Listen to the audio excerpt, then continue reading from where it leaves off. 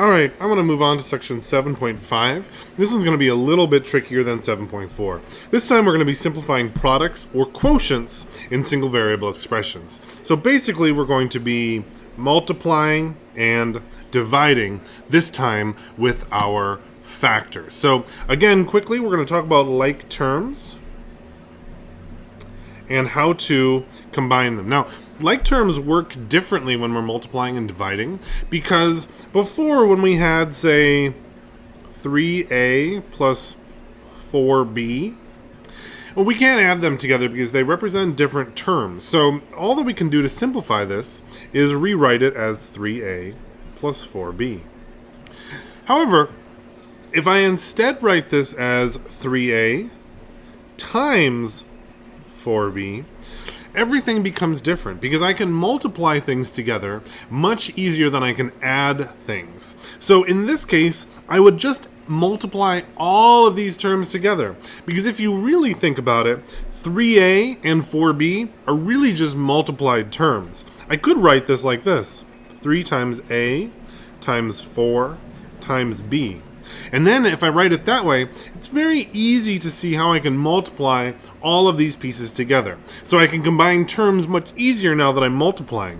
Using my associative and commutative properties of multiplication, I can write this as 3 times 4 times a times b. And that would just be 3 times 4 is 12 times a times a times b. So in this case, 3a times 4b would give me 12ab, because when I'm multiplying, I can kind of cross over and look at all of these things a little bit easier like this. Okay, when we are looking at these multiplication and division problems, we're gonna call these numbers our factors.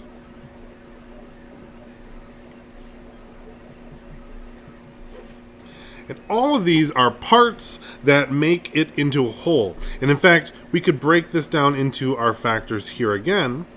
Though there are only 3 of them, they are still equal. It's not the number of them that are important, it's the term that we use to call them. Now, let's continue talking about simplifying. And one thing that's going to become important in this section is remembering how our order of operations work.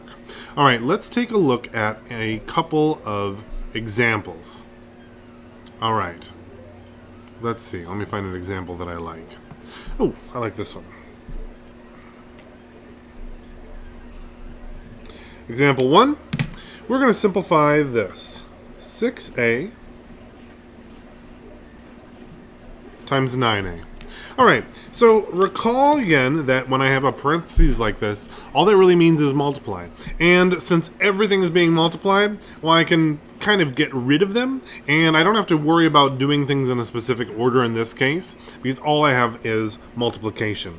So this is really 6a times 9a, and we saw that before. I can write it like this: 6a times 9a, and if I really wanted, I could write it as 6 times a times 9 times a. Well, I can flip it around and make this much easier for me and write it as 6 times 9 times a times a. Okay, well, 6 times 9, I know that's going to be 54. And a times a, well, that's kind of interesting actually, because a times a should kind of recall something. If I write x squared, that is really x times x. So a times a is always going to be x squared. Just like when we have inches times inches when we're working with area, it turns it into a squared. However, remember that x plus x is simply 2x.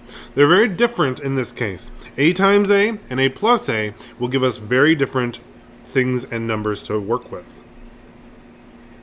That's a good example because it kind of shows us this. Let's look at another example.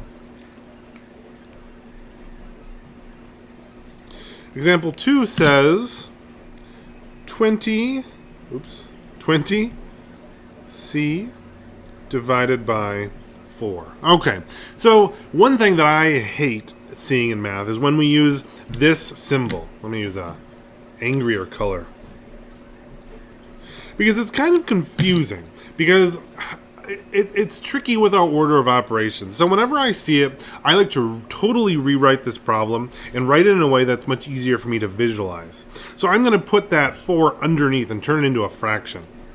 Because 23 divided by 4 is really the same thing as 20c divided by 4. And when I write it like this, it's much easier for me to see what's going to happen. Okay, so now I'm going to do simplifying just like I was simplifying my other fractions.